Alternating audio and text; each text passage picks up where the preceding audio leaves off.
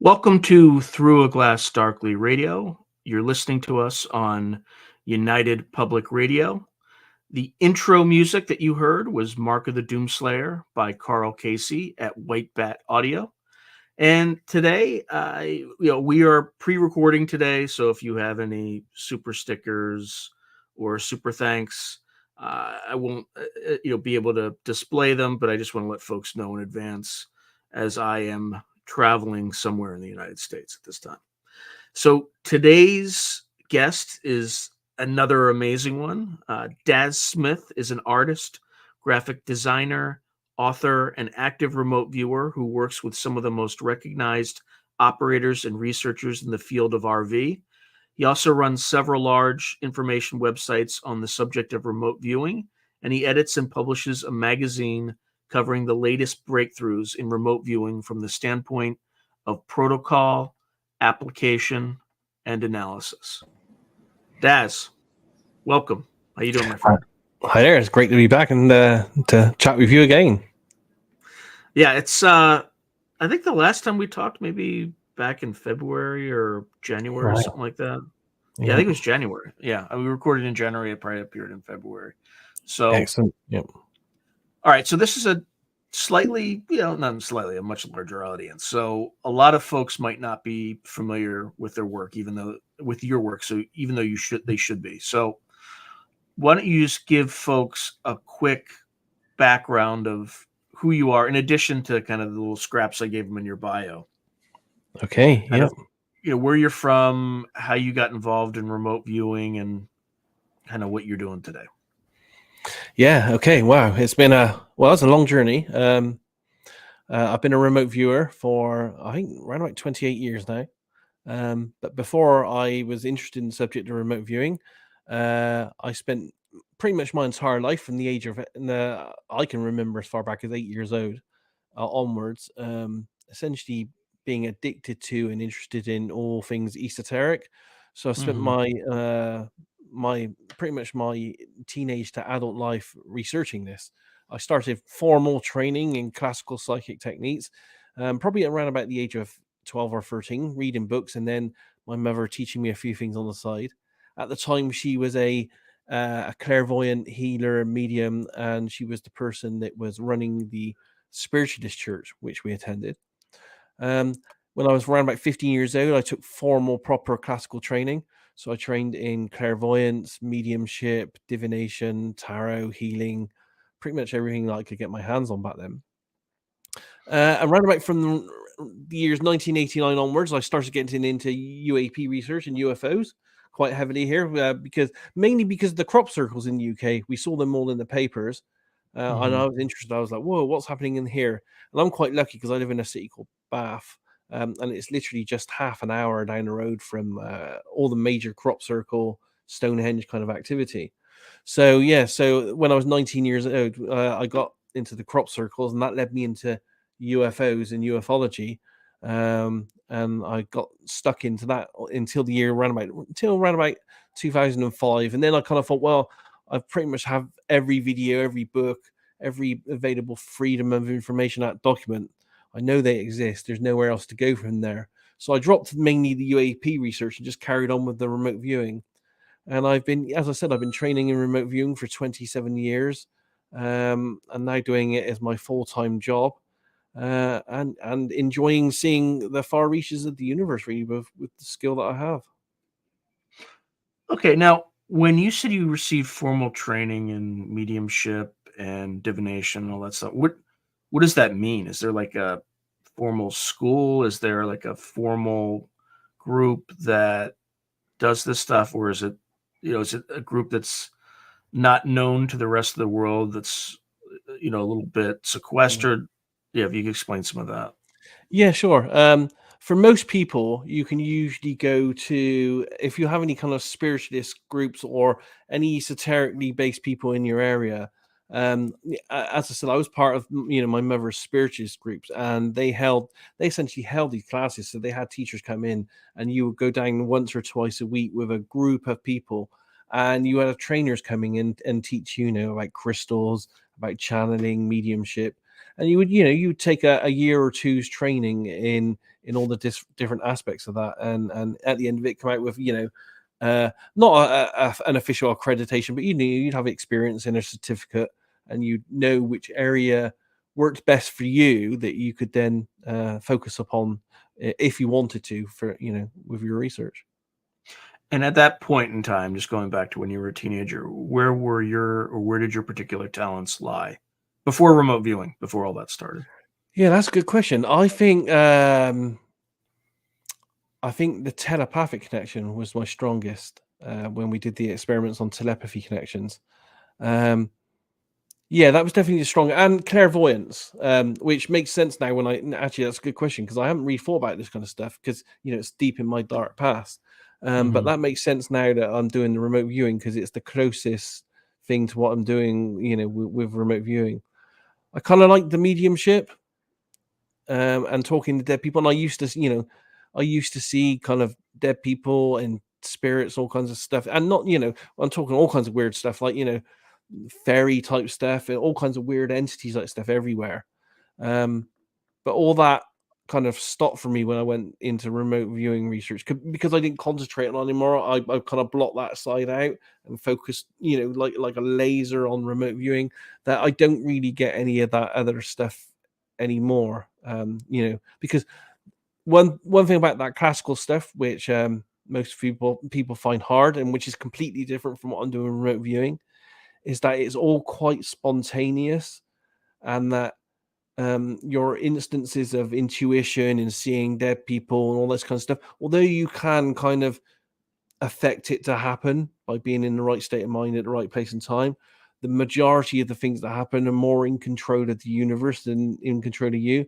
Whereas remote viewing, I choose the time and day that I'm doing it. I sit down with a pad of paper and a pen, or nowadays I use a tablet, and I'm totally in control of the entire process, beginning to end, how I start, how many times I want to go back in, and so forth. So yeah, it's completely opposite things really. The classical stuff is more spontaneous, and the universe is in control. With remote viewing, you as the viewer are totally in control. Now, if you wanted to go back into that stuff, would you start seeing those entities again, or is that something that kind of like learning how to play the piano? Like, you can still learn how to do that late in life, but you'll never Yeah, be as good as you could possibly have been, yeah, given the way that the brain works, if you picked it up as a child and practiced early. Is it similar yeah. to I that, mean, or is it different? everyone's got their own, different individual skill sets. To a larger and a lesser degree. And it can be enhanced. All of it can be enhanced by training and practice. So yeah, I could, with the seeing entities and stuff, it's like a switch. I could, if I put my focus and attention towards it, it would happen, almost like flicking a light switch kind of thing. Mhm. It's just that it's not an area that I go to right now. So it doesn't happen for me unless I purposely put my intent there. But you're right in that, because I haven't practiced that for, well, 20 odd years now, to a large degree, it's probably not going to be anywhere as good as my remote viewing skills, which I have, Right. seriously focused upon not almost every hour of my life. So it would probably take a year or two to really get back into the score of things and hone in the ability on that, if I decided to go in that direction again. But let's say we take somebody who is 60 years old, right? Who's never done that. And we'll get into all the remote viewing stuff, but this I want to. We haven't covered this before for the audience. Like, we covered Right. portions of this, like higher level, but I'm really intrigued by it right now. So Yeah. let's say you take somebody who's 60 years old, you put them through those classes that you went through, and then you take somebody who, you know, was in their early teens, tweens, whatever you want to call it. Could those people develop those skills at the same rate, or do you still have the same issues that you would if you had two similar people learning how to play the piano from scratch, where like the younger person would obviously Yeah. pick it up faster? I don't think age matters. I would probably say actually that age probably helps Mhm. because once you get to an older age, as you said, 60 something, you've gotten a lot of stuff out of your system. So you're a bit more willing to spend the hours and the dedication that's needed to do this. Um, there are people out there, that, and it's like every endeavor that's skill based in life. There are people that are just naturally talented from the start, and they're just absolutely amazing. But there are, Mhm. for the majority of us, we have to put in the time and hours to do this, and it's harder when you're a younger person. I equate this pretty much like learning a martial art because I've learned several martial arts in my life to black belt level. And you'll start a class in any martial art. I've done this many times, and that you'll start a class with like 30 people in the class at the beginning. But to get to like a black belt level, it usually takes about 3 to 4 years to do. And by the end of that class, the original 30 are whittled down to probably 2 people that make it to that level. And it's the same with psychic technique stuff of any kind, really. It's going to take you 2 to 4 years to be really, really good. And a lot of people, especially when you're younger, you just don't have time to do that, 2 or 3 times a week on a weekly basis because you're thinking about other things in life. And then in terms of the disciplines that you covered, so mediumship was one, Yeah, uh, channeling. telep channeling, Yeah. tel by the way, what's the difference between the 2? That's actually a good distinction. Mediumship is when you kind of communicate. You have the set aim to communicate with essentially what they call past people. People on the other side of. I don't like to use traditional words like death and stuff like that, but people that have passed over in some way.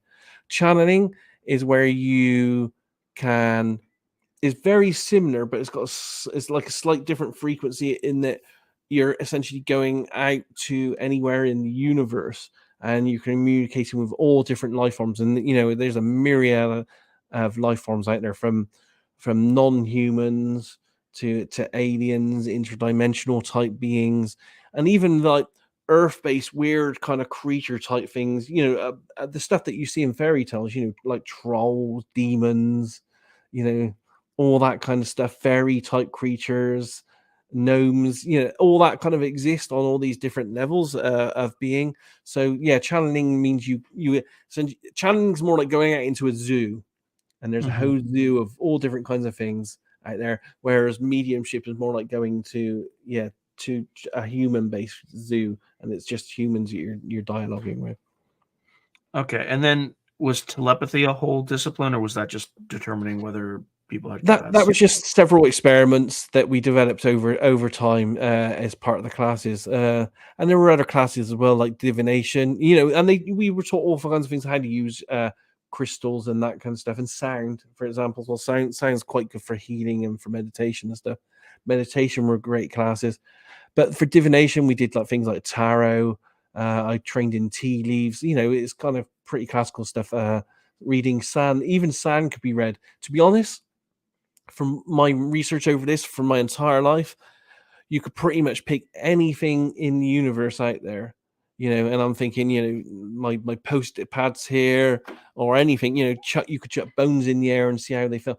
You could use anything as a tool to get intuitive information because all you're using the tool for really is almost like a concentration device to hone your intent. So yeah, anything could be used for divination out there. Use it long enough, learn how the skill works for you personally as a communication person, and that's the core of how it all works, really. And anything with animals that you did like with this stuff? It's going back a few years. Oh, I think the only thing I did with animals was I think we may have done a healing on someone, a remote healing on someone's poor dog or something at the time.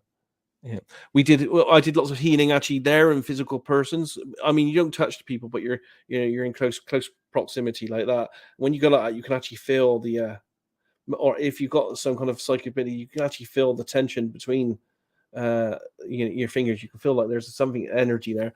So we did lots of almost hands-on healing physically there, but we also tried and we did experiments with remote healing and I do vaguely remember one of them was a dog once, but it's not something I've really gone into too much, that side of things. And do you do any like Reiki healing, things like that? No, I haven't. This is it's weird because this is the third interview I've done in a week, right?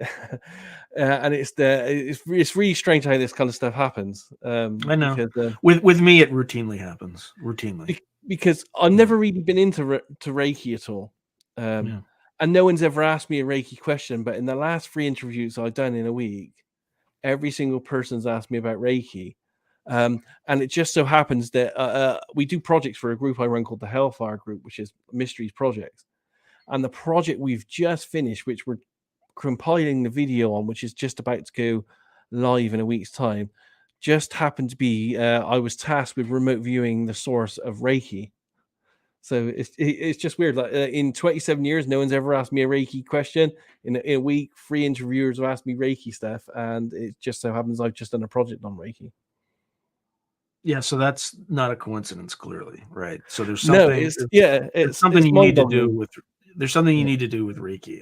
By the way, I don't even know why I asked the question. I just was just going down the line, and suddenly that idea popped into my Yeah, head. and So I got some. I don't think that came from me. I think that came from It's very whatever's strange, trying to isn't talk it? to That's me. why I'm laughing Yeah. because it's just like how I'm like it's, I don't believe in coincidences, and it's just mind-boggling that all these years, all these interviews, no one's ever asked me about Reiki except for the last 3 that I've done, and those 3 just happen to be after I've just finished a Reiki project. It's just like what are the Yes, odds?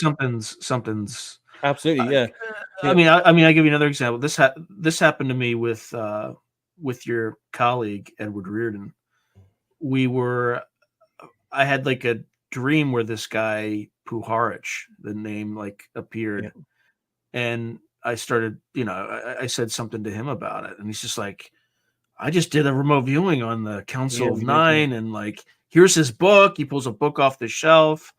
Mm. But anyway, that name came up again yesterday. So Wow. Mm. I don't know what the deal is with that, but Well, there's again, there are no coincidences. I'm talking to, and I know very well, a person that's actually uh, producing a documentary about Puharich that I see, I can was put you supposed in to ask touch with that if you want. question. Yeah. Who, well, yeah, who? I mean, can you talk about it? If you can't talk about it, you can't talk about it. I don't know too much about it. I mean, I know quite a bit about the guy himself, but the guy's called Lance. He did the documentary Third Eye Spies. Okay. Um, With uh, Russell Targ and Yeah, yeah. Lance Mangia, I believe his name is. I've interviewed him myself. I know he's heavily involved in doing a documentary about Puharich and his influences. Because I don't know if you know this, but he's very heavily involved in what happened with Yori Geller in Yeah. SRI, all kinds, and the Council of Nine, is it, and all kinds of Mhm. very strange stuff back in the 70s, and even more stranger, darker stuff that have been associated to him as well. Yeah, I mean, you know about the Council of Nine and the Kennedy assassination, all that stuff too, right? I don't know about the Kennedy assassination, but I don't know too much about the Council Nine other than it was a target that I did within Hellfire Group that we did as an RV target that we've put out there. Well, when you did, well, I'll just cover that really quick. When you did that, what did you learn about the Council of Nine? You'll have to forgive me. I do so much work in so many projects that I just can't. I honestly just cannot remember what I've done. Because bearing in mind that was probably about a year and a half ago, and I've probably done 1,000 RV sessions since then. I honestly can't remember. Other than I think there were around about 9 of us that did it. The data's all online on the Did you hellfirerv.org. say there was about 9 of us that did it? There literally Of was about course 9 there remote was. viewers that did it. Yeah, Of yeah. course there was. Right. Of Yeah. course. Of course. And we all got some amazing stuff about this group of this Karnak kind of or non-physical entities that were controlling and doing all kinds of very strange stuff. And all the data's on the Hellfire website. So we have our review one where the tasker says, okay, here's what the target is, show me your data quickly. So we all do that. That takes about an hour. But then also as separate files, there's each remote viewers going through their, maybe on a whiteboard, maybe just on Zoom or something, going through their RV data in depth so that anyone that's interested in it can do a real deep dive in the information. And that's all freely available online if they want to watch any of that. Okay. All right. So you do all this stuff. I think I've exhausted. I could probably keep going, but I'm not gonna. I'm not gonna dig up deep, dark memories from the distant past. Okay, well, a little bit, but Yeah. not so distant. So you look into this thing called remote viewing. A, how did you find out about it? And B, who was your first teacher? Yeah, that's a good question. I found, as I said, I got really heavily involved in UFO research, and I became a local UFO investigator here in the UK around about 1991 for an amazing group at the time, a real uh, kind of primary group called Quest International. It's based in Leeds here in the UK, and I had two brothers in it called the Birdsall brothers and an ex-police officer called Tony Dodd. And they used to hold these conferences in Leeds every year, UFO conferences. And they had the best people that you can imagine coming along and giving talks. So they had Wendell Stevens, Bob Exler. They had they literally had some of the best people and whistleblowers at their time live on stage giving conferences. So I was at one of those conferences. I think the year was 1992, and one of the investigators was playing an audio tape live on stage, and it was with an alleged member of Majestic 12. And he was talking about how they were tracking these UFOs back to their place of origin, but they were doing it with psychics or remote viewers. So I was listening to this tape, and I came away from that conference thinking, okay, I've vaguely heard about remote viewing in the past in some of the books that I've read, but I didn't know much about it. So I made it my life's go after that to find out about remote viewing. Bearing in mind, this was pre-internet, everything's available on the internet kind of stuff, 1992. Let me stop you right there before you go any further. From their place of origin, what was their place of origin according to that audio tape? If I remember correctly, I think it was Orion in the audio tape. Yeah, they were back engineering and following back. And to be honest, in some of the RV projects we've done for Hellfire Group and I've done for other people, I've actually tracked life forms back to a place of origin as well in that kind of information. Okay, so it's 1992. The internet's kind of just getting popping, so there's not a lot of information out there. You hear this None audio at all. tape Yeah. about, and was this audio tape like it was a remote viewing from this It was Majestic? a remote viewer. At the time, I didn't know this, but at the time, it was a person who claimed to be working for the military. I found out by process of elimination many years later by recognizing the voice. I didn't know it at the time, of course, that it's Ed Dames, who was the Stargate remote viewer and left and set up his own company. So he was essentially spinning secrets at the time, because this was before it all went public in 1995. And there's quite a lot of documentation in the Stargate archives kind of to show that they were really upset that he was leaking. But anyway, he was leaking information at the time, and he was talking about how he and his remote viewers are being used to essentially track UAPs back to their point of origin, try to back engineer the craft for the technology, that kind of thing. I didn't know it was Dames at the time, but that essentially the audio tape that I heard was enough to send me on a journey then to reach out as much as I could to find anything to do with remote viewing. And that only really happened once the internet started to take hold in the late 90s, mid to late 90s, really. Okay, so the internet starts to take hold.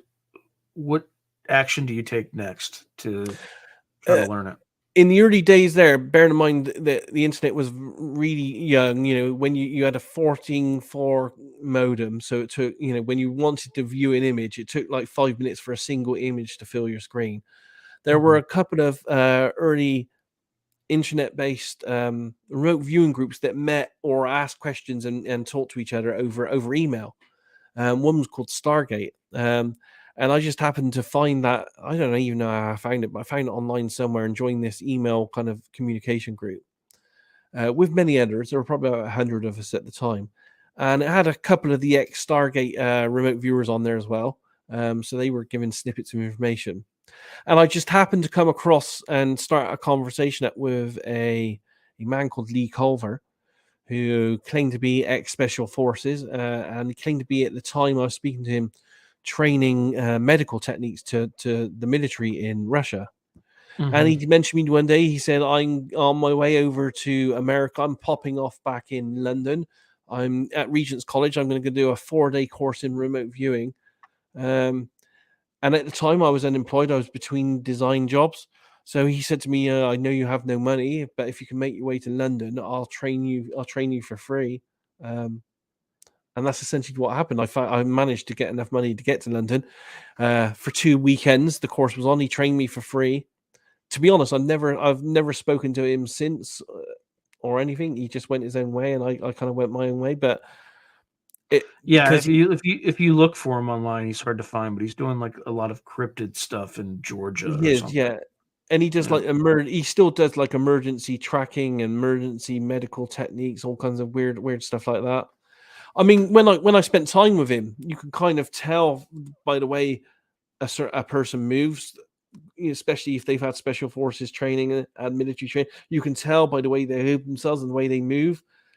I could tell that he wasn't lying to me about that kind of stuff, but I haven't been able to track his his history past anything past what is online really. But yeah, but because he trained me for free, um, I've had this ethos ever since that I pay it forward. So I try to, as much as humanly possible myself, I try to put as much free remote viewing information out, and I also try to mentor at least a couple of people a year for free as well in return ever since.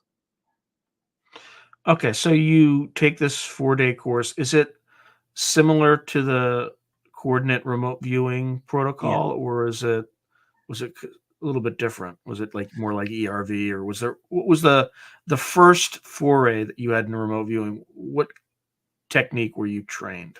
Yeah, it was definitely the what we call CRV, the controlled remote viewing format that came out of the military, which was a bit again, it's a bit strange at the time because there were only several people in the military that were actually trained in this technique. Especially back then in the early 90s, no one was in the UK training it at all. But yeah, it was clear, the manual we were given was the controlled remote viewing manual that came out of the military. And that was the technique he taught us at the time. Yeah. Okay. Alright, so you did this 4-day training, and Yes. then what? What did you do next? I kept in communication with the London group for several years. It eventually fizzled out, which, as I said to you before, it does with this kind of thing. Is people find other things in life that take them away from it. Hardly any, if out of a group of 30 to 50 people, hardly anyone stays the course, and because life just gets in the way. So the speaking to the London group fizzled out after a couple of years, but the internet was starting to take off then. So I managed to reach out over time to other people around the world and through email groups and so on, and build up contacts with them. And it's pretty much just grown organically that way ever since really. Now, did you take training with anybody else during the course of this journey, or was it No, like all not remote viewing wise. I mean, I've had a few lessons off of Courtney Brown because I spent several years with Dick working for Courtney on projects, and he wanted to take us through what he called his method called SRV or scientific remote viewing, and he wanted us to he took us through some advanced techniques to see if we could tease extra information out from the target, which I tried, but um, I found like most people out there that make changes, they overcomplicate. Instead of in simplifying what they're doing, they overcomplicate things, and I think that's what he did. So that those didn't quite work for me in that regard. So, and I've never been one of these people. I call them bunnies. I call them RV bunnies. They kind of hop from one trainer to another every 6 months to a year in hope of picking up some kind of mystical information. I've never really been one of those. I learned the CRV and then I was like, well, that's it. I just literally spent the next 20 years just honing that and practicing that to every single week, 3 to 4 times a week, every single week to get the best out of it. I have now made changes to it because I think it's just natural that once you learn anything like a martial art or a skill like a sports, football, anything, you kind of learn to put your own flourishes on the moves. Like, not every kind of martial artist will do the same punches, because you'll find that a certain punch just doesn't work for you. So you adapt and you chuck that punch out. You don't use that one, but you may use hooks instead, because that. So I've adapted the CRV process and made some changes that I now teach myself under a new name. But I've never trained with any other mentor. Okay. When did you start doing this professionally? Like, how did you fall into that? That's a good question. I think probably I would say just before my Courtney Brown era. So, when would that be? I would say probably about 2003. Mhm. And I say professionally first, and I wasn't getting paid for it, but for around about 3 years, I worked for a group called the Find Me Group, and they essentially work with law enforcement agencies throughout the world, mainly the US, though, to try to find missing people, and essentially do it in a way that they're like a middleman. And their head was Kelly Snyder at the time, who was an ex-DEA agent. And he was like the middleman, and he had his group of psychics and remote viewers over here. And then there's the law enforcement agencies over here. So they would go to him. He would be the middleman. So they would trust him. And then he would task us with looking at missing people cases and then liaise with the law enforcement agencies. And it works in a great manner in that it's just not then, 20 psychics chucking loads of information at the police and then swamping them. So I worked with the Find Me group for several years, probably about 3 years. And I worked probably around about, I think I numbered it, went over something like 255 missing person cases in that period. Some were successful. I never helped in finding a live person, but that's because a lot of these we were called in right at the end of cases, so they were like cases that were code or Too getting late. code. Yeah, Right. because we were like the police don't want us involved. They were just like, well, it's last chance saloon, last chance kind of thing.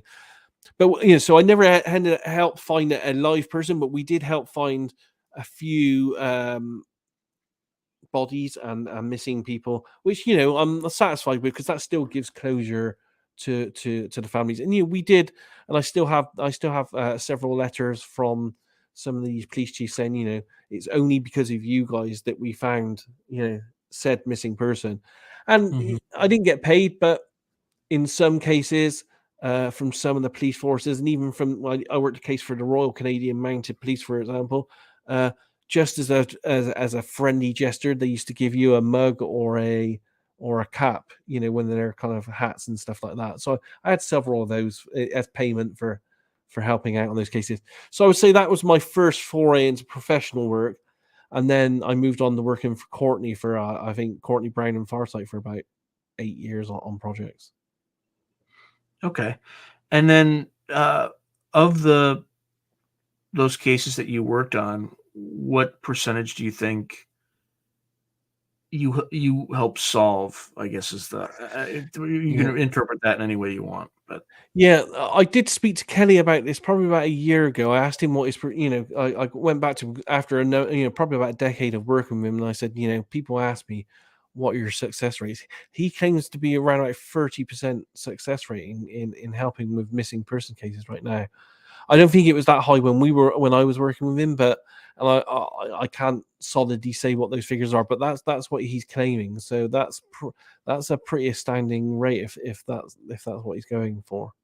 But and bearing third, in mind, they do have other resources as well. They're quite unique in that they have us as psychics and intuitives, but they also have helicopter and plane resources, boat resources, and they even have cadaver dogs and stuff like that. So as a civilian organization, they do have quite a lot of resources to go out and act upon the intuitive data. and how does that relationship work? Do they just give you like a six-digit number and that's it, or Yeah, that's how I would receive it. Um, but it was a group. It was a very group of people with different skill levels. As a remote viewer, I was like, I don't want any information. I want to be as blind as possible, because that's our process. It's okay knowing I'm looking at a missing person, because that tells me where to put my focus. But there's still billions of possibilities. But so I didn't have hardly anything other than a coordinate, a random number. but some of the other psychics, they had a lot more information. Like, they had the name of the person, a picture of the missing person, where they went missing from. So a lot more to work with than I did. Yeah, so it varied from person to person. I don't know how they're doing it now, but that's how it worked at the time. Okay, so 30% is the overall rate. That's not your rate. Yes. Right, Yes. right. So there could be other random psychics that come in that Yeah. claim And they're psychics and they're like their hit rate's 0%. So there's people that are absolutely, yeah. jacked And down that rate. yeah. And it's great work. It's nice to do that kind of humanitarian work, but I find that 3 years of it continuously, knowing and the fact that the vast majority of everything we were doing, you were looking at and picking up all the data about dead, mutilated, maimed, murdered people. It starts to take its toll on you. So I stopped doing it, and primarily as well because in some cases you'd give information over, and some cases you see the information act upon, and it is weird because I'd be here in the UK and I'd see the FBI acting on my information in real time on cases, in the news. But there are other cases where you'd give information across, and one of them in particular, I worked a case for Find Me Group, um, and it was I was given an Excel spreadsheet of from two detectives from New York who were working a case where they had, and they called it the smiley face killer. I don't know if you've ever heard of that. Yeah, I've heard of Um, that before. but they had a spreadsheet that I was given access to with over 180 potential victims on it that they claim came from this serial killers, which they wanted us to work. And of course, I was like, well, as a remote viewer, I can't work 180 cases all at Right. once. So I had to liaise with them and say, okay, you pick the best one, the one with the most chance for me to get data on, and I'll work that one. I can't work 180. So I worked that case, and I gave some pretty amazing information back on that.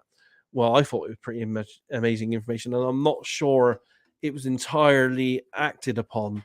So, and I spent several weeks on that. So that that gave me a bit of darkness against the project, really, and that's why I ended up leaving. It was like, why should I put in all this energy and effort if people aren't acting on the data that you give over? Yeah, it looks like they eventually did catch the guy. His name is Keith Hunter Jesperson, and Really, he's claimed his. So while he is uh, might be a claimed to have different killed case. as many as 160 people, Wow, only wow. 8 murders have been confirmed. Okay, I haven't looked at it I haven't looked at it in about 10 or so years, so I'm not very up on the entire thing. But yeah, that was the biggest case that I worked for them. There were others as well. Missing child.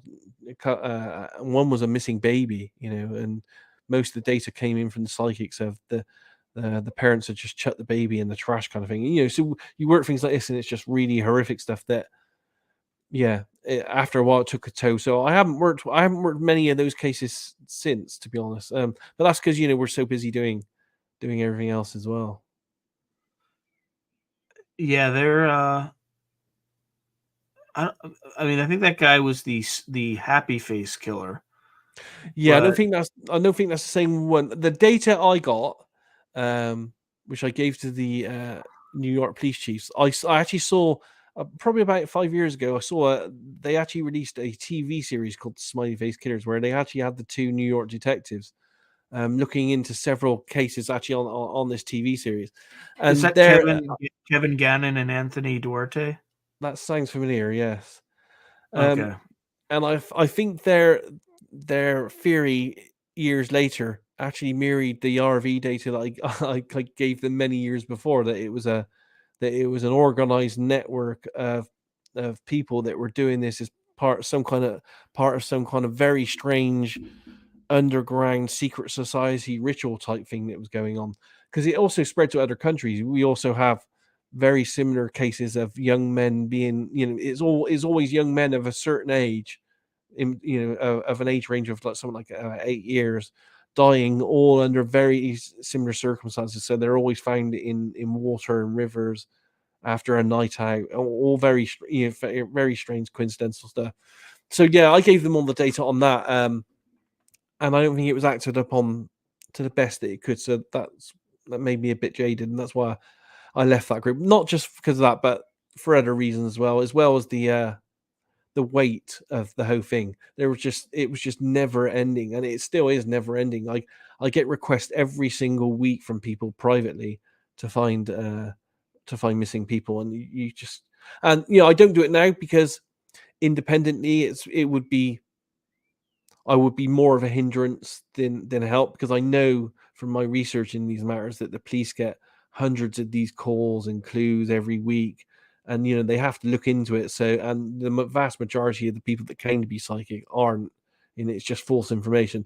So I don't, Right. I wouldn't ever work a case like that without being requested by the police anyway. But I'm sure it's the same for every psychic or remote viewer out there of note.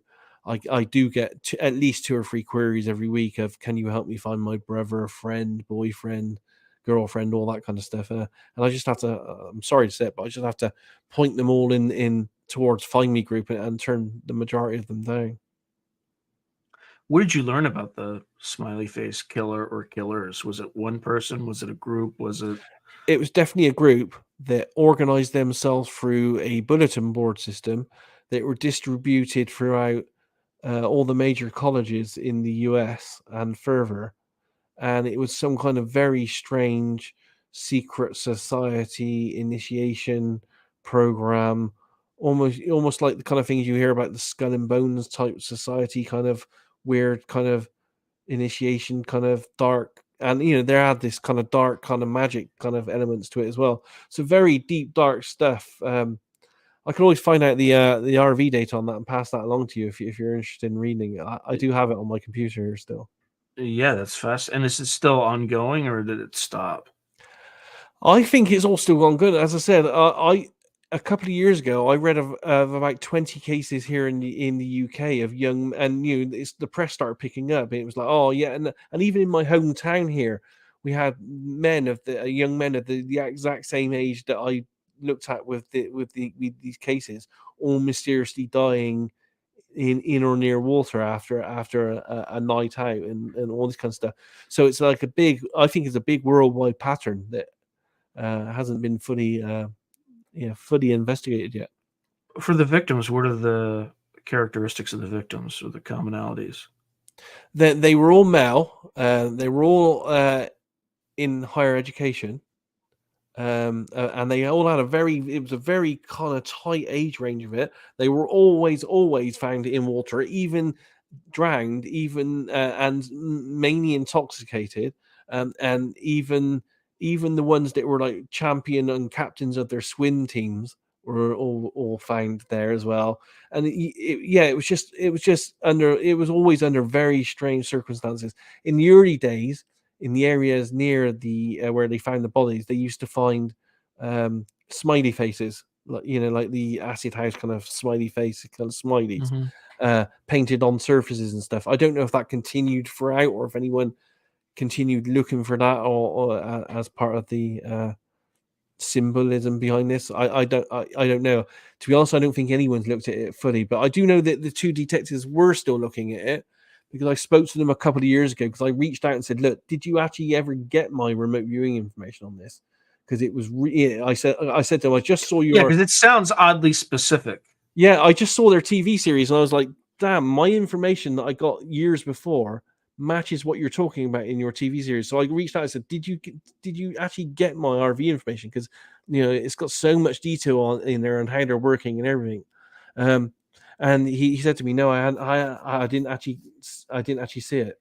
So I sent it to them again, but I still haven't heard from them since. But I did resend it to them. And how many people have disappeared under these circumstances? I don't know how many it would be now. As I said, I did this probably about 10 years ago, and I had a spreadsheet with 180 on it at the time. Any particular universities? No, it was spread. It was across the whole of the US. Yeah. Okay. Any particular time of year? I can't. It's going back a decade now, so I can't remember, to be honest. Yeah. All right, I went. It's definitely worth looking into, though. Have a look at it. Right. And if you want, I'll send you off air. I'll send you my remote viewing on it, and you can.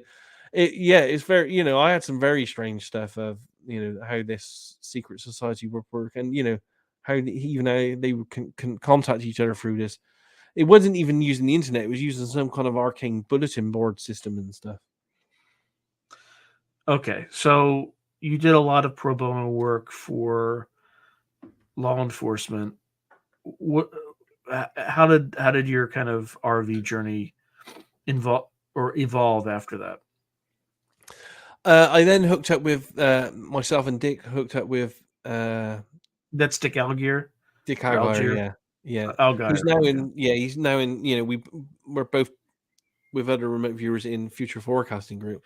But our kind of paid for remote viewing journey started with Courtney Brown and the Farsight Institute, where Courtney had this vision that he wanted to pay remote viewers like you would pay a normal professional to do remote Mhm. viewing projects, and then he would put those projects out there for people to look at and as content to get information from. So we worked on projects for Courtney. I can't remember how many years. I think it's probably about 8 years solidly doing 2 to 3 projects a year, uh, and that's how we cut our teeth really in producing remote viewing content for people that were paying for it. And that put us on our own personal journeys to where we are now, where we're full time paid remote viewers chucking out this information for people. Okay. So you're working on that.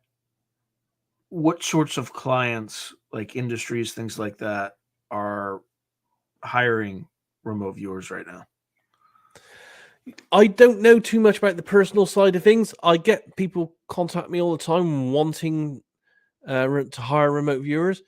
I have to be honest, because I do so much work through Future Forecasting Group. We do I'd say 90% of my work there, because it's hard when people contact me, because I do get contacted, as I said, with the missing people stuff, and then I get another range of people, and they want personal kind of almost like readings. Can you tell me what my future love's going to be, or the world's going to end? Can you tell me where I need to go to survive, or how to set up my business, that kind of stuff.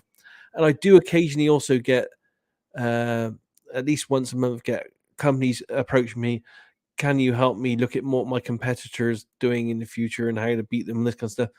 And it's very dodgy territory of of working in that regard, because you know I wouldn't want to do that for a company, for example, that had a product or something in the US, because I know that there's so much suing goes on over there. And I know you would have to like prove intuition in a court of law, or remote viewing in a court of law or something. But I Yeah, wouldn't I want to don't be think I don't think involved any in something that's serious company, because then they would have to prove that remote viewing was real, right? I And know, then but corporate espionage and all that kind of stuff is just, yeah, I just want to stay away from that as much as possible. So we pretty much do our own thing, where we're putting out predictions. And we do lots of financial stuff and mystery stuff.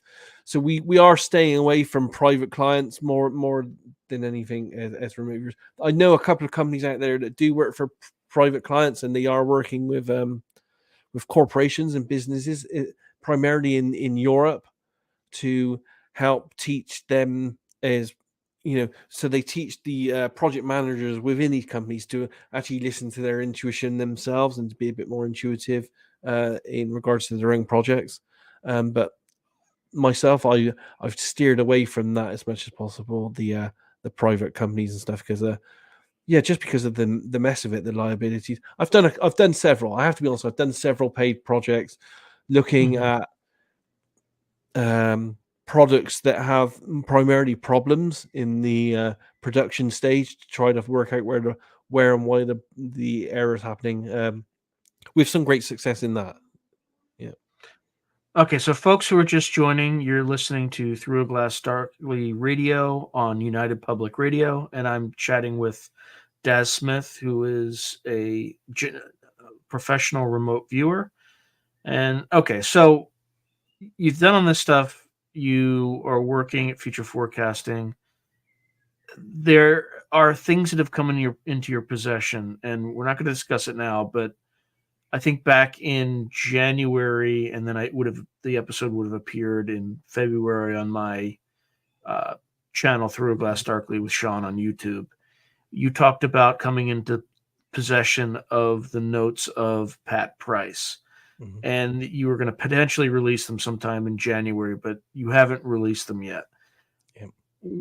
We're not going to talk about that now, but we will talk about that later in this interview. So I just want to preview that for folks. There is an answer, and it makes sense, and it's logical, but we'll get back to that. All right. I think we talked last time. We talked about a potential cyber attack or something that was potentially coming, and I think there kind of was one, sort of like there's like the AT&T stuff, and but I can't remember if that was before or after our interview. Was it after? That was after. Yep.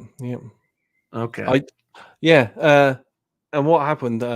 Just to recap, is I was just doing my normal remote viewing for future forecasting, and we do this thing every month where we try to look a month ahead to see what the news is going to be. In fact, this weekend we're on the 24th of the month this month. So this weekend, Saturday or tomorrow, I'm gonna have to sit down and try to do an RV session to work out what next month's going to be for us to publish, next week before the month starts.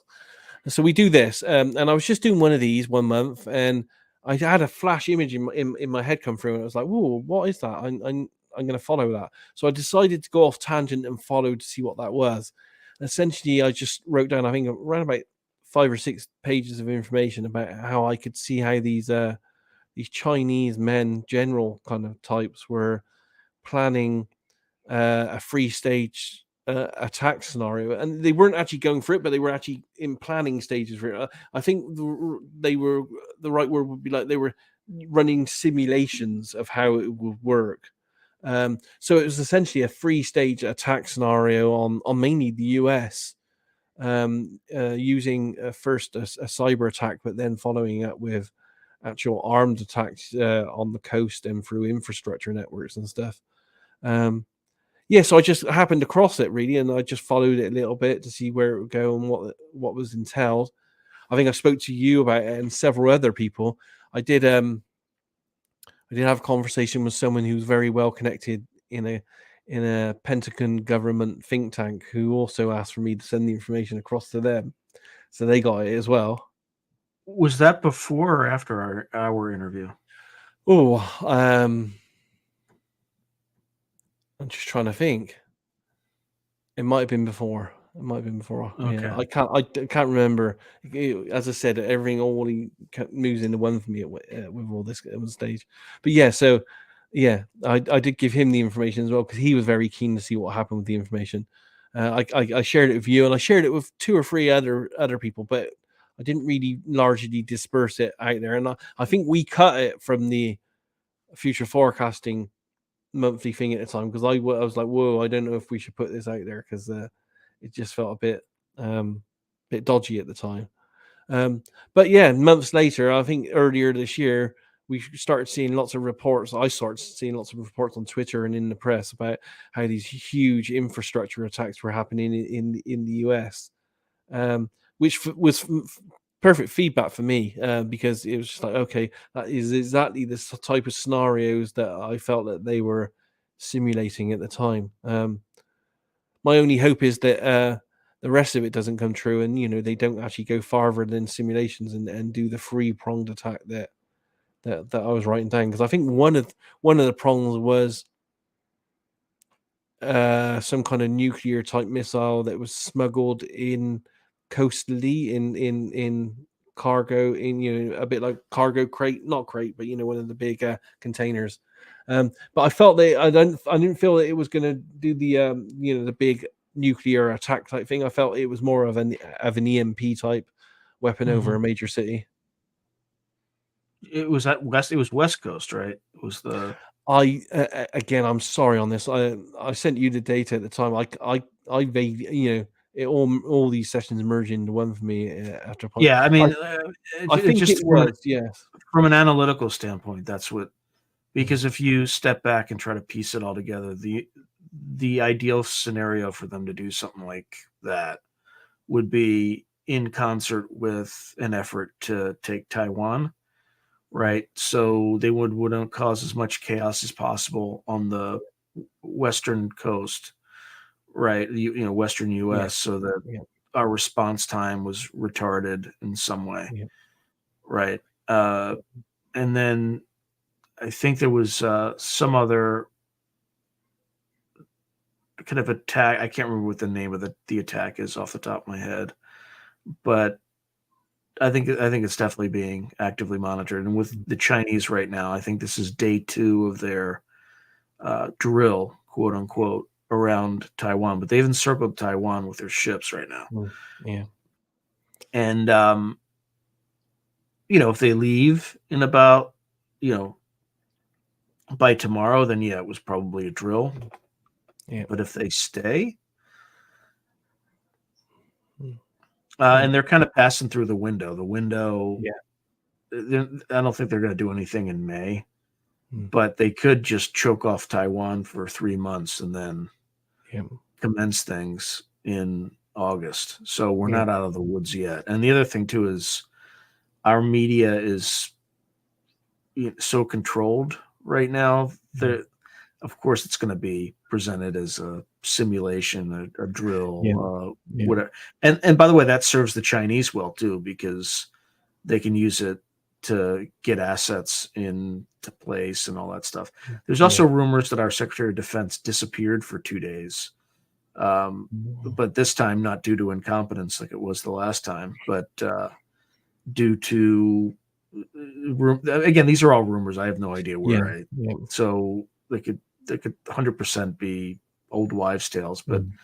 apparently he had booked some sort of a trip to Asia, Yeah. Okay. Wow. maybe to diffuse. Yeah, and there's other breadcrumbs, right? Where you Yeah. had Yeah. uh, I can't remember her first name, but Chow, like the wife of or the sister-in-law of Mitch McConnell, Mm. and she was the CEO of the Foremost Group, which is this massive shipping conglomerate Mm. that has, not headquarters, but offices Yeah. in New York, Yeah. Shanghai, and someplace in Japan. Mm. So deeply connected with the Chinese intelligentsia. Yeah. She backed her Tesla into a lake and died. Like you do. Yeah. Yeah, as one does, Yeah. as one, as it's kind of similar to Yeah. Boeing. The Chinese Yeah. Yeah. have a interesting track record, and then of course Yeah. you have all these, at least 20,000 Chinese nationals are Yeah. Yeah. As I roaming said, around the U.S. now. I Right. stumbled upon what I got at the time. I would love for someone at some point, and I'm just putting this out there in the universe, to because I can't choose my own targets to set me as a proper this kind of scenario as a proper project. Not just me, but with other, because it's always good and better to have other viewers as well to confirm the data, because you have this overlap.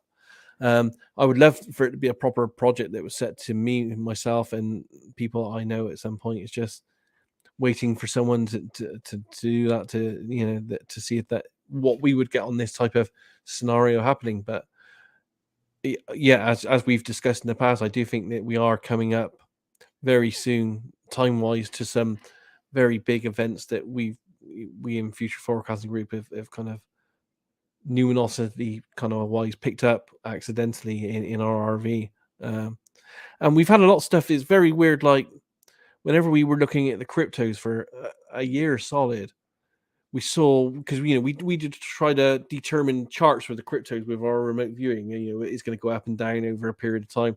They always get us to look 2 or 3 years into the future. And for a couple of years now, for the majority of the ones we've been looking at cryptos, there's been a big downturn. I think in the year 25. And I'm not saying that's due to some kind of cataclysmic event, but I mean, look, it could be that the U.S. announces a digital currency and renders it all the could other ones be. obsolete. Right. But we had other data, like in the pre-Palestine stuff that we had that happened there, that also indicates something bigger. And we've had other stuff in the past that indicates something very big coming down the pipe as well. So although it's all from different projects, they all seem to be, personally for me, pointing to something very close in the future. It's not something that's been set for us as a single project that we've collected solid data on, which again is another same thing. It'd be good to look at the China situation thing, but it'd also be good to, for someone somewhere down the line, to task me and the people I know with a group, as a group project, to look at this future numinous event that seems to be indicated not just by myself, because I've had other remote viewers come to me and say, we feel like we're seeing something in the future as well that seems to be coming down the pipe in the next few years that's going to impact the US in a big way. You used an interesting word, numinous. Yeah, it's like numinous or numinosity, and it's how I describe events that we as remote viewers pick up on, and it's almost like, if you can imagine us as, we're the remote viewer here, and we're trying to put our intent out there around us in the universe, and it's completely dark because it's space. It's just what we are as remote viewers. We are very much attracted to events that have what I call a numinosity. So it's a luminous event in the future. So it has lots of energy about it, lots of entropy, lots of change, lots of emotion involved in it. These kind of events in the future, like when our group picked up on what was going to happen in Israel and Palestine and stuff, because it affects hundreds of millions of people and it's just so big.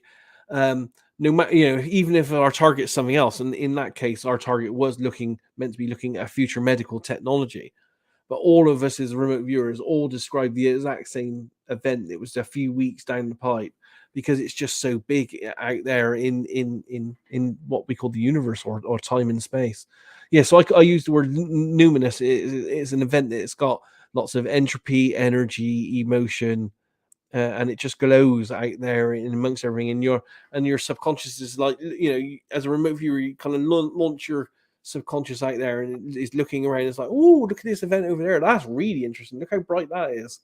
And it just goes, yeah. It's like a moth getting attracted to a light or a flame. Yeah, that's how it works. Is this so not numinous but luminous with an L? I say it with an N, numinous, yes, because it's not just light; it's energy, motion, entropy, change, emotions. It's all different. It's all of Okay, that. all All right. of them. So I didn't necessarily mishear it, because so the just quickly, this is actually from I guess Oxford Languages. I don't know if that's like the Oxford Dictionary, but uh, numinous is an adjective having a strong religious or spiritual quality, indicating or suggesting the presence of a divinity. The strange numinous beauty of this ancient landmark. So it's kind of Yeah. almost like a mystical Yeah, quality yeah. to it. Well, as remote viewers, we still don't know how the whole process of this works as well. People have been doing this remote viewing since 72, so we're well over 40 plus years. We still have no mechanism for how remote viewing works. We kind of think it's probably something to do with quantum universe and quantum entanglement, and it's Mhm. looking like that's the most probable explanation to me. But we don't have a definitive for this yet. And there are some very strange esoteric universal properties that are involved in all this as well. We can't lie about this, and we call it like the things like the trickster element. As remote viewers, there is this kind of trickster that plays tricks on us. In just in the fact that alone that I myself, many of the top remote viewers out there in the world, you're talking Joe McMahon Eagles, Ingo Swan, Pat Price, and all the top people I work with today, Dick Howgire and everyone else out there on the circuit. We can all, to some really pretty high degree, hit targets on a regular basis. But none of us can get the $100 million on the lottery. It's almost like on a day-to-day basis, you can hit everything. You just try to get that lottery, win all that personally for yourself, and it's almost like the universe goes, that's not for you. Lynn Buchanan got close. Did I ever tell you that story? Yeah, yes, I know. I know some people that have won 100 or so thousand, but I haven't found anyone yet that's managed to win the multi-millions. It's almost like, no, you can do anything else, but you can't do that. Yeah, well, it makes sense. I think And Lynn Buchanan spent and like for a that to day on it happen, it means there's a and got conscious consciousness involved. There is something bigger than us that's making that decision on our behalf. Yeah, just for folks who haven't heard the story, Lynn Buchanan spent like a day on this problem, and he got the exact numbers right, 100% accurate. Only he bought the lottery ticket in the wrong jurisdiction. So I think he bought it in Maryland, but he correctly remote viewed the Washington D.C. lottery. Yeah, I've got examples because I spent time on it, but I got to be honest, it does get a bit boring because it's numbers. Lottery numbers are boring inherently. Even though you think yourself like a win millions, your subconscious gets bored of it. But I tried it for several months, and the closest I got was because we have at the time in the UK we had it was 7 double-digit numbers, so that's like 14 digits. But I did get 5 of the double digits almost correct, but most of them were one number away. All of them. It's just like that doesn't happen by coincidence. It's just like, and that happened more than once. You know what I mean? And many people I work with on this, they do the same thing, and they find that they will actually be like, you'll get the 20s, the 30s, 40s, and 50s, all right, but they will be one number wrong here, one number wrong there, and it's so frustrating. So we do recognize that there is something, although there's probably a science connection to remote viewing, it's probably just quantum entanglement or information is everywhere in the universe. There is also something bigger that's involved. And I don't want to use the word God or anything like that because I don't know what it is or how it works, but there is this source, God, whatever, right? Yeah, there's definitely something bigger with a bigger plan involved at levels as well that affects us individually.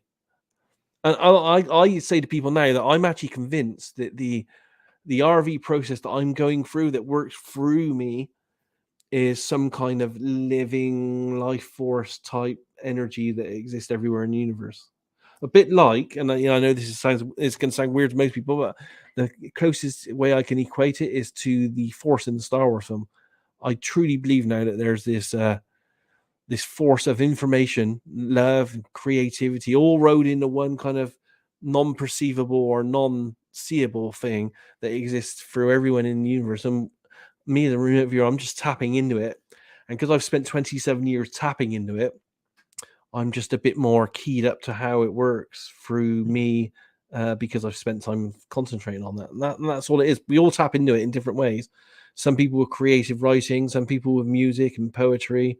I think where they get their inspiration for that is the exact same well of inspiration from where I get my remote viewing. All right, so going back to this numinous event, is this something that you would say is geopolitical by nature?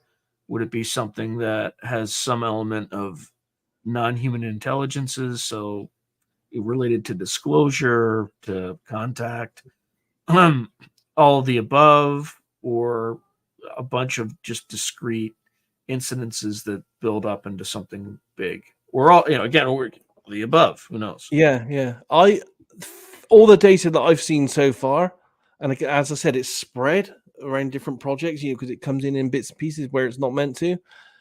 For me, indicates geopolitical, and which affects social and economical, that kind of stuff.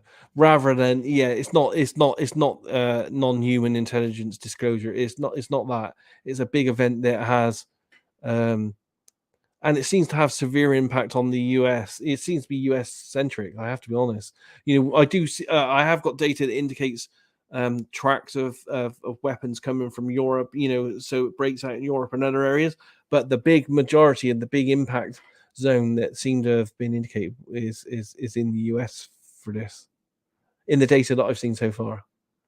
And what sorts of things or elements of this are you seeing? Again, I don't want. I hate to be, dark on all this, really, but the data that I've seen indicated from what we saw with the Palestine stuff that gets worse, and from other stuff previous to that, does have indicators in our RV data of having nuclear stuff. So we're talking, fallout, destruction, all the kind of stuff that you'd imagine comes with one of those kind of weapons or more being released. Okay. Well, for the audience, we're all, I'm sure you hope you're wrong about that too. But Absolutely, and we are, remote viewers aren't always right, and like on future events, and these are future events. My personal accuracy, which I scored over 5 years, is only 65% accurate. that's still So, remarkable for just yeah, getting it's like still pretty good. So six numbers on a page, right? yeah, six and a half times out of 10 of my predictions, I'm very accurate on, and the rest fall by. But everything's always changing as well. That's the interesting thing with this.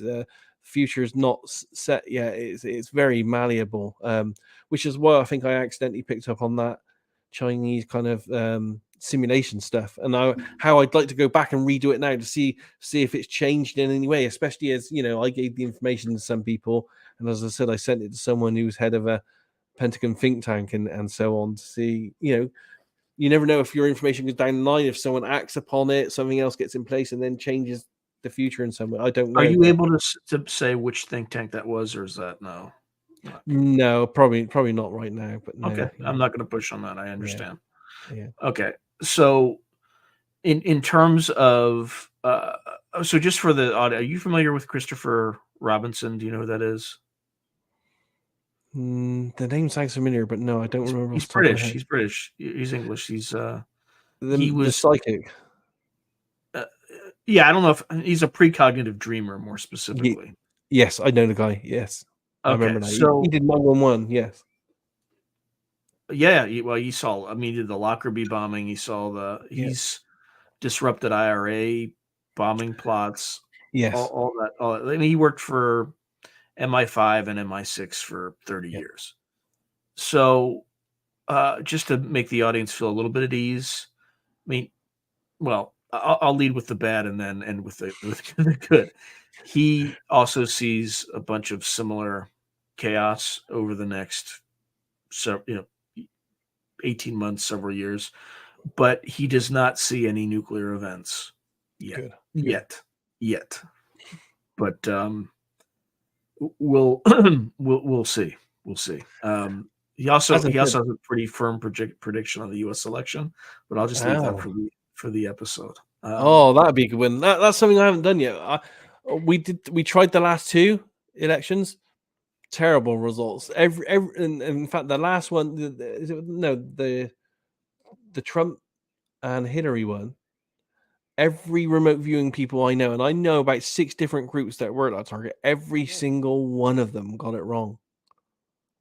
And the odds on that alone is just like, because in each group had about 6 remote viewers in each. So you're talking 30 to 40 plus remote viewers, some of the best across the world that I know. I bet you though. I bet you they were Wrong. subtly influenced though by all the propaganda, right? Because every poll was saying that Hillary was going to win.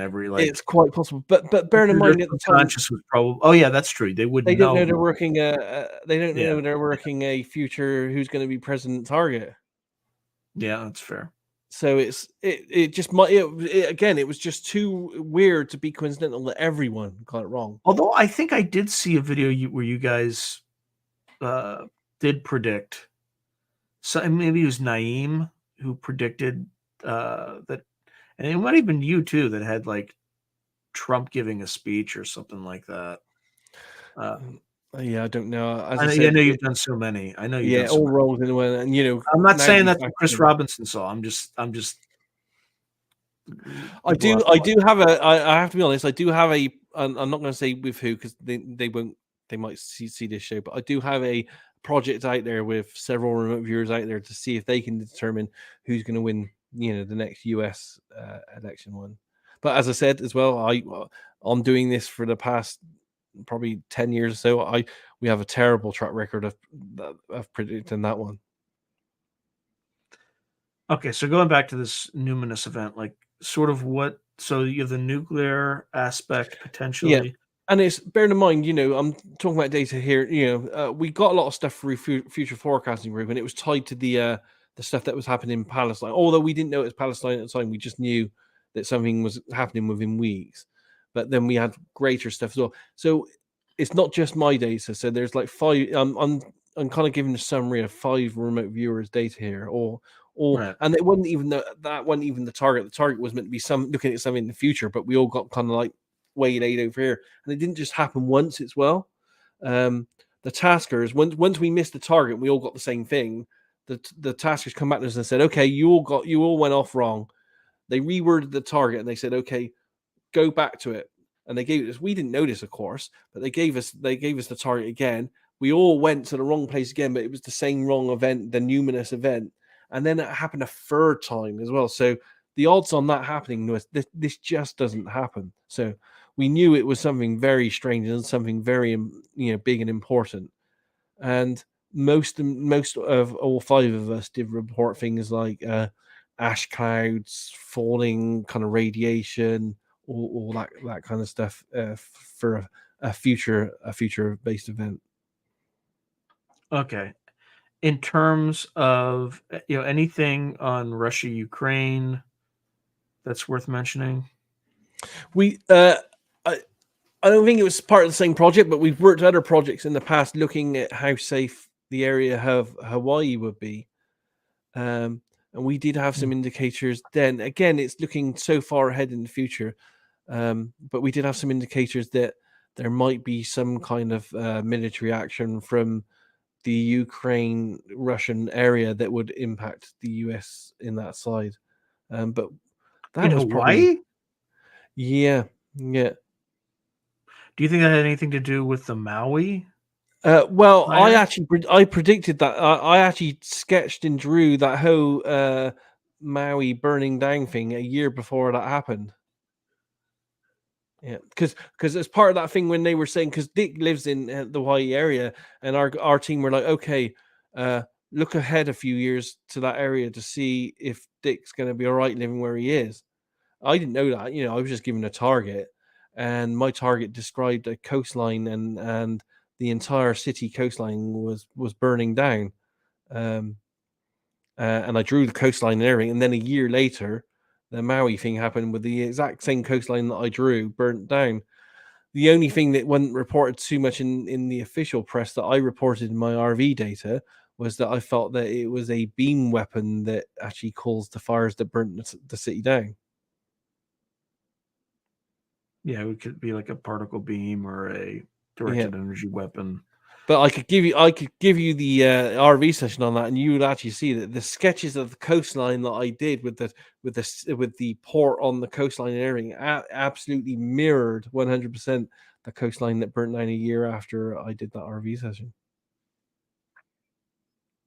Yeah, by the way, that whole thing's gone stone cold quiet too, as usual. Yeah. Right? People aren't talking about it. No. Even though like what's going to happen to the land? Are they just going to seize the land? Are they going to that would be really an interesting sketchy. RV project. Absolutely. Yeah, it is super sketchy stuff. Yeah. What about anomalous targets? What anomalous targets have you, or what were the most interesting anomalous targets that you've done? I think we've done so many, but the most interesting I would say would be well, that's a good question. I mean, obviously the UAP ones of various different ilks, and I've done loads, including Phoenix Lights, Area 51, Roswell, and the Tic Tac one. That was interesting. But I would say the most interesting is probably what's happening at the Skinwalker Ranch area with what we call the hitchhiker effect. I've done that on two different occasions. One where I was the tasker, so I set the future forecasting guys to look at a UAP event that they caught on film to see what was happening, and then I myself was actually tasked to look at what the origin is of what they call the hitchhiker effect at Skinwalker Ranch as part of a Hellfire target. So yeah, I had the unique perspective of running a project on that of other remote viewers, and also being blindly tasked a very similar thing by a tasker within Hellfire on that, and both sets of data mirror each other exactly on that, even though it's two different taskers, me being one being someone else. And yes, it's very interesting what's going on there with this with the weird kind of time stroke portal kind of network system that that one of the places just happens to be in the Skinwalker Ranch region, but there are other ones across the globe, and not just that, but the actual effects itself, the effects of that like a virus seem to follow the people that have these kind of paranormal effects, and then they transmit it to their family, their friends, and neighbors, all that kind of stuff, and that definitely does have a non-human a basis. It comes from a non-human kind of interaction, and I don't know what it would need more research. I don't know what the reasons on that would be. But I mean, if you want me to show you, I could. I don't know if we can present on here. I always call the RV session up and show you bits of it if you want. Yeah, I don't think for some reason I don't even think I can present on here. Right. Yeah. Yeah, it's not my StreamYard instance, Yeah, unfortunately. gotcha. Yeah. But yeah. So I think what's happening there needs a huge amount more research. But both projects came up with some very strange portal type energy network system, but also there was a definite connection of a non-human. I don't want to say alien because we don't know what they are at this Right. stage. Yeah, we have no idea. Right. Yeah, but there is a non-human, very embedded non-human interaction element going on there, and it's been going on for a long time. It's almost like the system of it's almost like energy vortexes or portals. If I had to guess, I would say they were some kind of gate system that we can't see, some kind of non-physical wormhole type movement systems or gateways or something that we they're just not physical for us. Yeah, I think Travis Taylor was saying it was like a Einstein-Rosen bridge structure, stuff like that. Yeah. I'm just trying to. I just called it my session here now, and I'm having a look at it here. I got all kinds of words like magical time slip type thing. Yeah, so it's got all that kind of weird stuff. And I got here like a grid system, a matrix. I ask a matrix of what? Doors and paths. It's a system that travels dimensions through portals and zones. And I even draw how this web works and all this kind of stuff. And then I go into detail about the non-humans. And it's typical imp-like, grey-like type entities that are involved in this in some way. What I mean, in addition to Grays, what other entities have you seen in that remote viewing project? I have to be honest. In all the RV projects I've done, I don't remember seeing anything that hasn't looked like a typical grey type being. Other than when I did, Area 51, I looked at that and went in depth into that. I did feel that one of those in Area 51, they did have something like a ball, a metallic ball shape, around about this size, metallic ball shaped metallic sphere thing that was very sentient, almost like what we're seeing now with the AIs that we're developing, but on a magnitude of 1,000,000 times more. That was actually within this metallic sphere, but I had the feeling that although it was locked up in a room, the people, the people that were running Area 51 didn't really know that it was a sentient being that they had trapped there. Oh, so like defense officials or U.S. military officials had this thing they think is a technology, like an orb, But they didn't and know what it was. And they don't know it's alive. Or if they do know it's alive, I can't remember exactly, but I'm sure I picked up that they didn't know that it was as sentient as it was and as powerful as it was, but it was just like in a secure facility in a storeroom. It felt like it was just being locked away, and it was biding its time, kind of thing. Did it try to communicate at all with these things with people, or did it? I mean, I was being able to communicate with it because I was like probing it and picking up on it, but I don't think I'm just not sure they knew what they had. Was it? What was its emotional state? Like, was it get me the hell out of here? Like, help me? Or was it just like, No, not that I time doesn't remember. I matter, I'm can't just remember hanging too much out? about it. It's in a live RV session because I did the RV session live on a whiteboard, and it's on my It's on my YouTube channel, remoteview.com, the Area 51 remote viewing session. So it's actually you'll see my impressions of it all live on there on camera. I can't exactly remember everything that I put down because it was like, it's got to be like 5 or 6 years ago, that one. Mm-hmm. And I've done like thousands since then. But I do remember it was highly sentient, highly intelligent, more intelligent than the AIs we have today. But bearing in mind, I did that 6 years ago. We didn't have AIs like we have them now. But now that I'm seeing AIs now and I'm using them on a daily basis, I'm thinking, oh, that's eerily similar to what I remember encountering 5 years ago. And I looked at that ball thing at Area 51, other than it was vastly superior to that.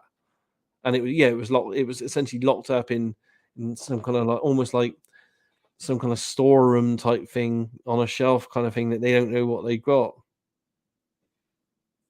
Classic. Absolutely classic. Have you done any remote viewing sessions on disclosure, the future of disclosure? No, it's not been tasked to me. Not been tasked. I would love someone to do me like a what's going to happen in 2, 3, 5 years, or what's going to happen with certain individuals. But nothing on that one. No. One that is interesting though, that I did task myself to the future forecasting guys, which was I thought very interesting, was I tasked him to look to see if Bob Lazar was telling the truth by focusing on what he was doing actually real on some of the days he said he was working at Area S4 at Area 51.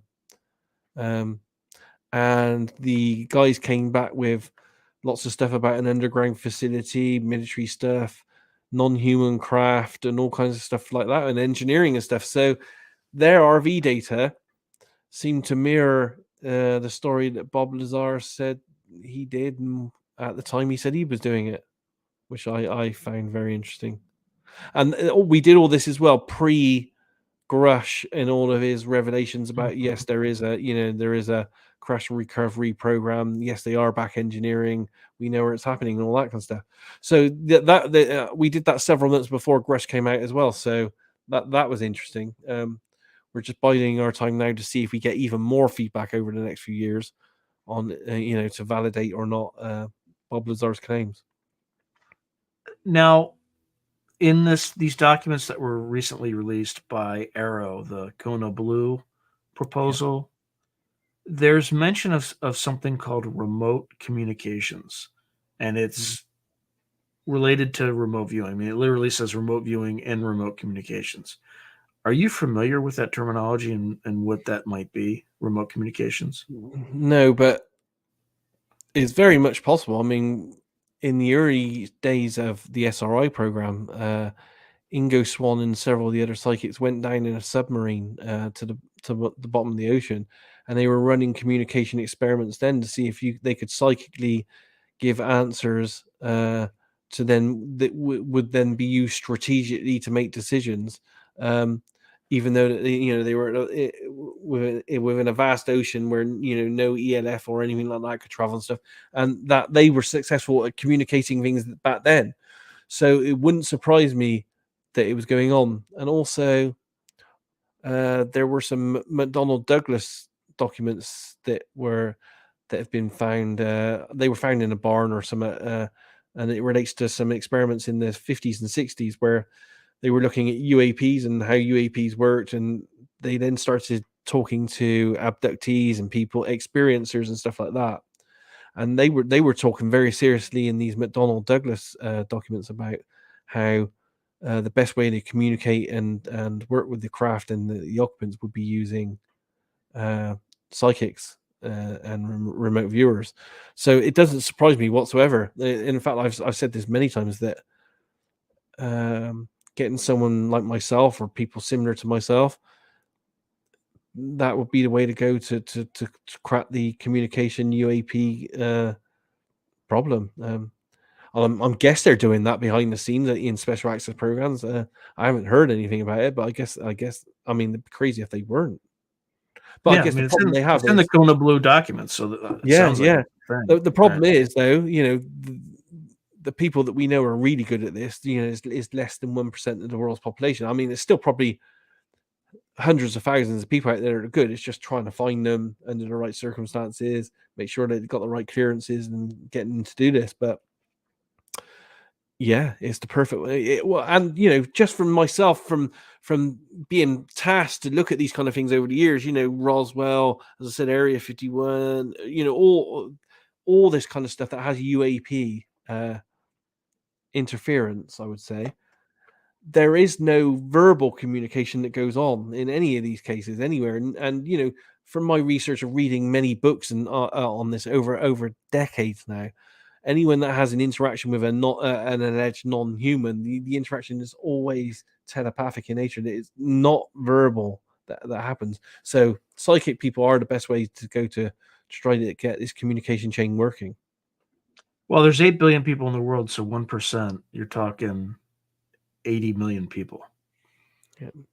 It's getting the right circumstances, though, isn't it? The right people, the right place, right time, the people that don't talk, all that kind of stuff. Yeah.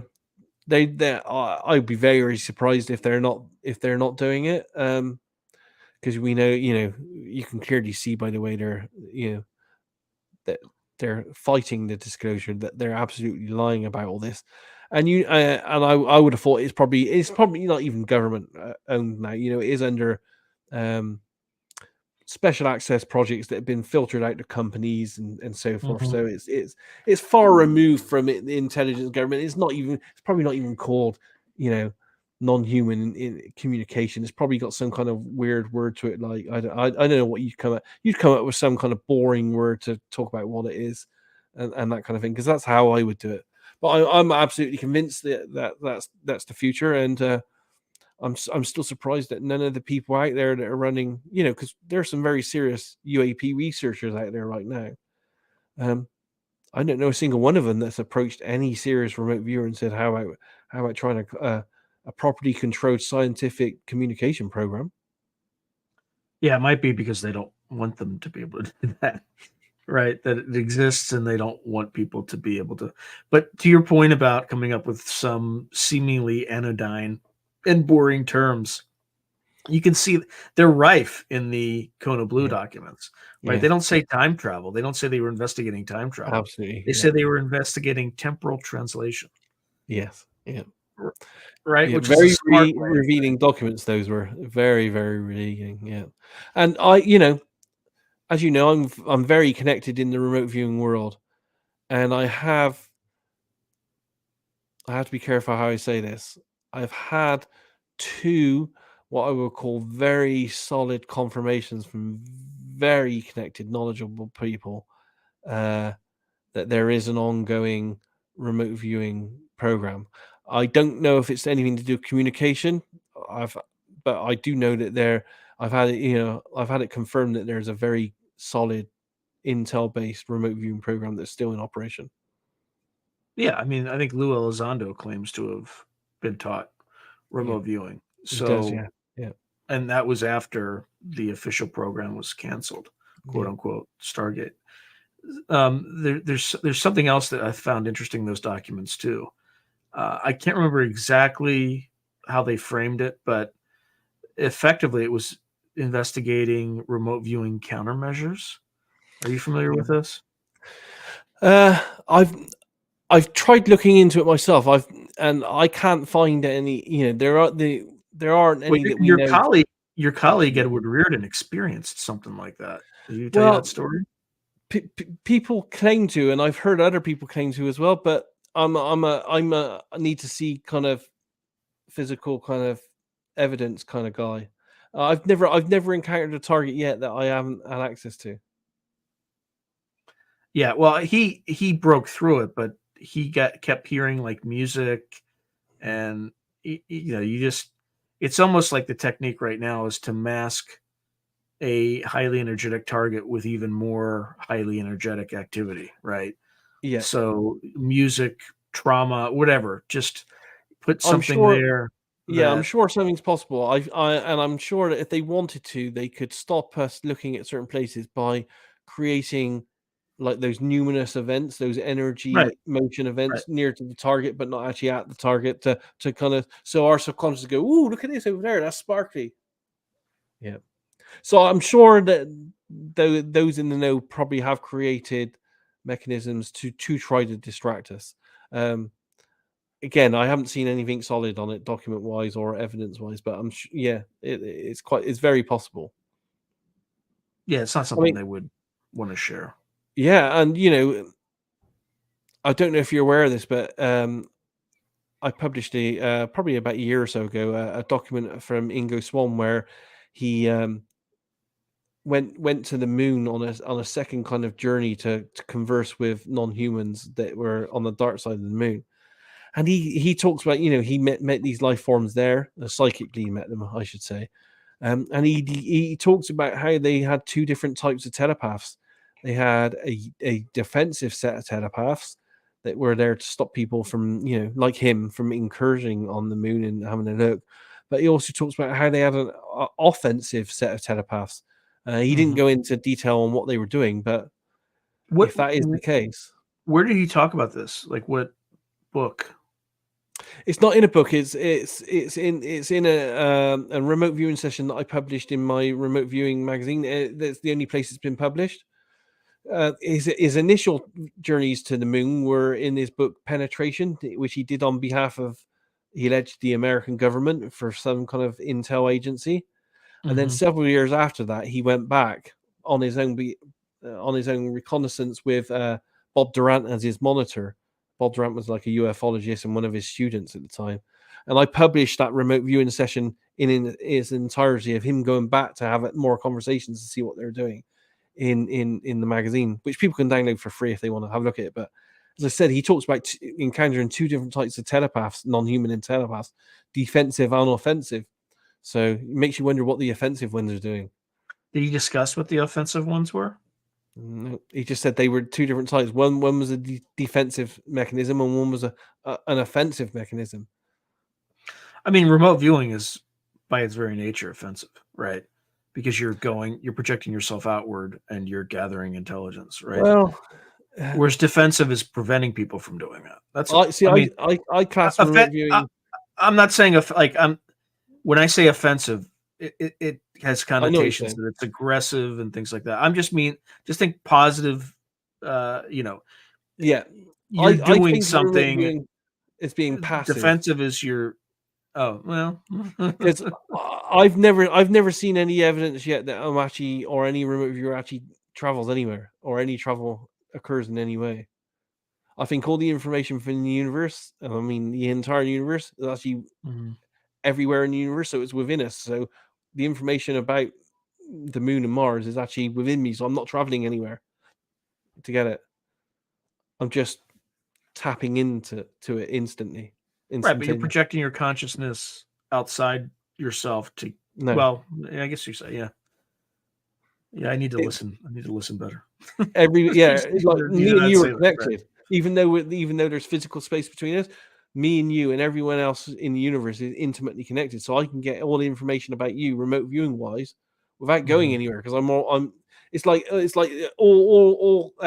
That's what I think is something to do with entanglement, quantum entanglement. I think every particle in the universe is entangled with every other particle, and I, as a remote viewer, just finding some weird way to tap into that. Yeah, so we don't know if any remote viewer ever travels anywhere, which is why remote viewing is also a weird name, because it might not be remote and it's definitely not viewing. Yeah, and it's also, back in the day, they might call it scrying or whatever. Like they had to call it something that had an anodyne sounding, like temporal translation, to get the government to fund it, right? I just need to warn you about the time. Yeah. We're getting there. So you talked about there were some anomalous targets that. Well, what targets, if you had your druthers, would you love to be tasked on? The ones we've discussed, definitely, to see where disclosure is going to be in, I don't know, 3, 5, 10 years, maybe. I'd like to see a proper program because we know, let's be honest, we know that craft exist and various governments throughout the world own them and have them, and they're trying to back engineer them. I'd like to see a conscious effort working with people like Gary Nolan and maybe some of the top people in science to actually try to use remote viewers to try to get an edge on that. That would be Mhm. fantastic as well. And maybe even other things like, not so esoteric, but well, yeah, esoteric, like the root of consciousness. And if there is something larger out there that's having a influence on all of our lives, what is that? Why is that? Can we commune with it in a better way than we are doing right now, kind of thing. So lots of things like that, I think, lots of helpful things for humanity. Okay. By the way, how are you doing on time? According to my clock here, the clock being the recording, I have a little bit less than 20 minutes left. Are you still I'm still fine. Yeah, I'm still fine here. okay? I All was right, just you're warning me. You're warning me, so the StreamYard actually lets me yeah, upload I'm now, warning as you for opposed to that one. cutting me Yeah, off. yeah. Okay, yeah. I'm yeah. I should be. We should be pretty good for about 18 minutes or so. Okay, Okay. Pat Price, okay, yep, the remote viewing documents that you had that you were considering releasing back in January still haven't been released. yes. What's going on with that? What's the latest update? Okay, so we were going to release them, and we got very close to doing it. But with the timing of it, with everything that was happening with the UAP disclosures, with Grush and the whistleblowers and everything else, and knowing that the documents came from some of the very same people involved in all the disclosure movement, um, I wasn't satisfied when asking questions of why did they keep the documents hidden for 40 years? Could I validate them? Could I get better copies of them? And I was asking questions about the origins of the documents.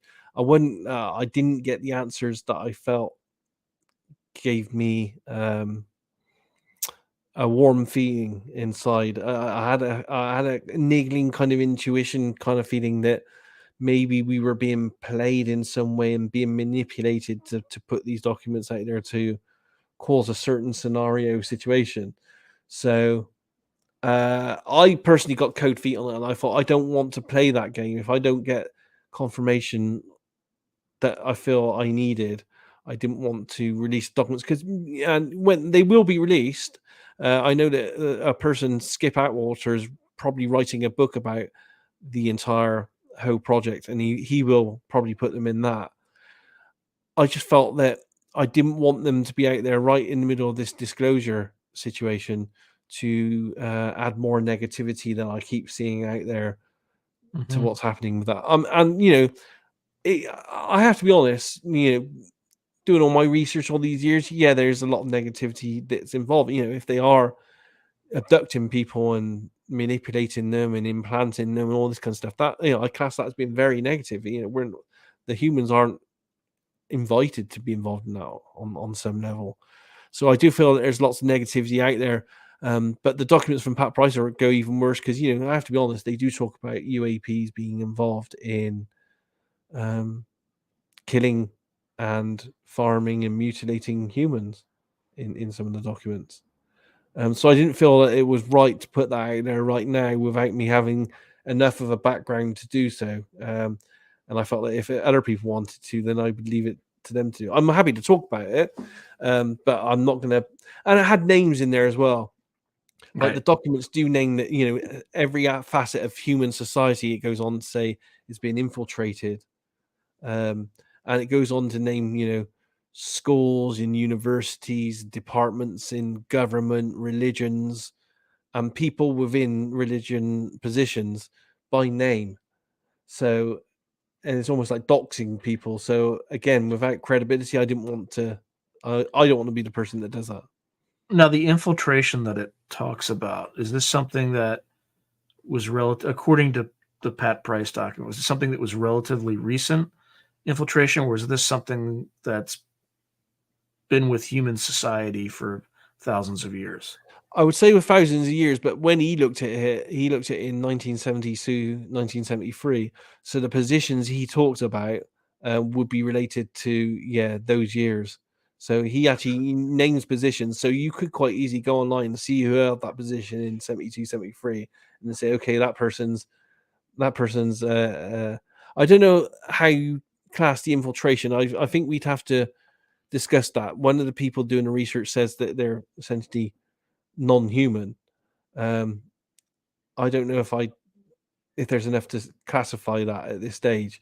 But yeah, so you could essentially go, okay, this person that was head of this defense department, Pat Price is saying that in this year that person's an alien or an alien hybrid or an infiltrator of some kind. So I don't want to be the person that actually puts that information out there for people to. Yeah. You don't want to put names out there or No. positions, but were they conscious infiltrators or conscious I'm not sure hybrids? he goes into that detail. He does detail in the documents that there are non-human. Again, it was 1972, so bear in mind he didn't have all the information that we have nowadays. But he did detail that there were two races of non-humans that were battling over resources on the planet, and they were fighting each other, and they were essentially infiltrating every facet of human society at every level to keep us questioning and fighting against each other, so that we're not looking at what they're doing. And which groups were they? Like, did he describe what He the does describe species them were? in the document. I can't remember exactly how he described them. To be honest, he describes them. He describes their facilities, and he even describes. We were talking about intrusion countermeasures. He does actually describe about how that when a psychic infiltrates their base or their facility, that they can lock on to that psychic and identify their signature, and when they try to come back again, they can track that psychic and stuff like that. So he actually draws and describes the machines that with crystals and stuff that are allegedly doing that kind of stuff. So there is some levels of detail in these documents as well. Again, unverifiable. All of it's unverifiable. Right. It's still absolutely Yeah, but bear in fascinating. mind it's from Pat Price, who was one of the best psychics when he did this in 1972. He was one of the best psychics that was being used at SRI. That was the exact same time as well, coincidentally, that he was then recruited by the CIA, and then a few weeks later, not long afterwards, he died under what some people say are mysterious circumstances. And these documents have been kept in pretty much the hands of one or two people, probably three or four people for 40 plus years.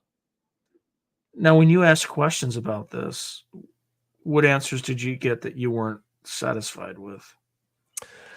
I didn't get any answers back, and that's what mystified me really, because the person that passed the documents on to me has been a constant source of off the record information in the past, and I know their credentials are rock solid.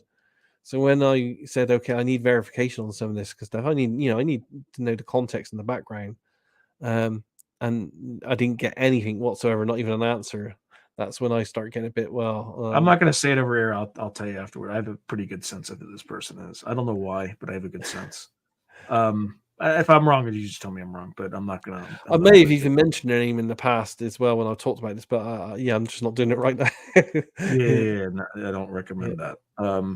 So that worried me. And again, with the greater thing of what was going on with the ecosphere of disclosure and everything else that's coming out, I was like, I spoke to the other two guys that were working on this with me, and I was like, are we sure we're not being used here? Because it just doesn't feel quite, it just doesn't sit quite right. Why hold on to it for 40 years? Why release it to us? Why release it now when all this is going on? Who gains from this? What effect? So I said, I just feel uneasy about this, to be honest, guys. I mean, I can tell you. I can tell you exactly. It makes sense to me. Even if it's wrong, what it does is it sows doubt in the people who are running the cover up. Right? Oh, why are they running the cover up? Oh, there might be hybrids. Yeah, Oh, so we need to put this is something that we need to get out in the yeah, open right away. And it also feeds the um, kind of the Von Braun thesis, right? Like first they're going to do the Russians, then they're going to do mm, the the terrorism, and yeah, then after terrorism they're going to do extraterrestrials, right? yeah, yeah, So it adds to that fear narrative yeah, that enables people to invest more in defense, pay yeah, more attention to this issue, yeah. um, and it might And be done in the person might have good intentions, but yeah, And as I said to you, I do believe, from my research on this, that there are a lot of negative things going on with possible abductions, hitchhiker effects and people being ill from craft exposure, all that kind of stuff. I do believe that there is some negativity going on, but I'm not sure from everything I've encountered, both in RV and out of RV with my other experiences. I don't think that's the whole answer and the whole situation. I think that there are some positive stuff that's trying to have an influence as well.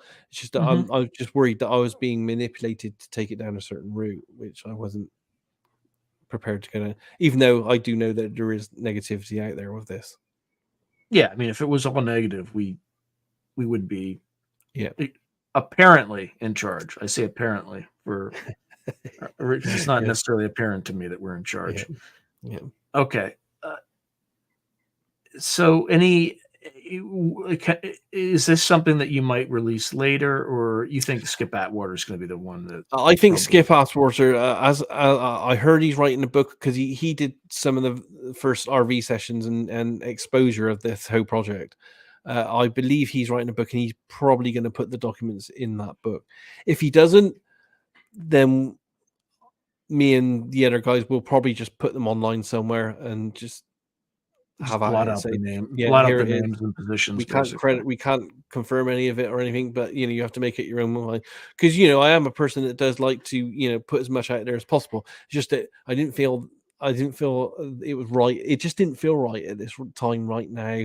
The way it was given, no confirmation on it. It just smelt a bit weird to me. So I pulled back on it a little bit. Okay. Any final words for the audience? Well, good question. No, other than if remote viewing's real, intuition's real, everyone's got it. Listen to your gut feeling. We all have a gut feeling. Listen to it. We all know if something's right or wrong, and just follow that. And if you want to go even further, there's plenty of resources like my website online where you can try all this for free. There's tons and tons of free resources. My free magazine, my free videos. I'm not selling anything with any of this. Go try it for yourself.